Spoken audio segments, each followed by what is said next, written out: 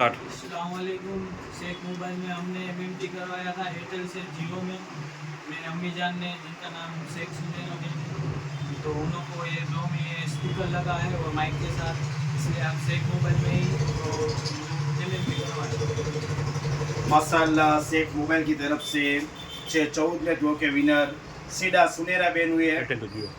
Airtel to जियो वो इनके साहबजादे यानी इनके लड़के हैं सुनेरा बेन सीधा के, तो वो गिफ्ट लेने आए हैं।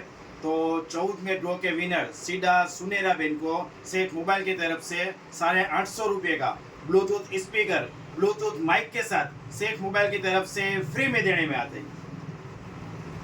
आप तमाम भाइयों से खास गुजारिश है कि आप अपना एमएनपी शेख मोबाइल में आकर कराइए। एमएनपी भी फ्री में होगा, साथ में ये रिचार्ज भी आपको फ्री में मिलेगा।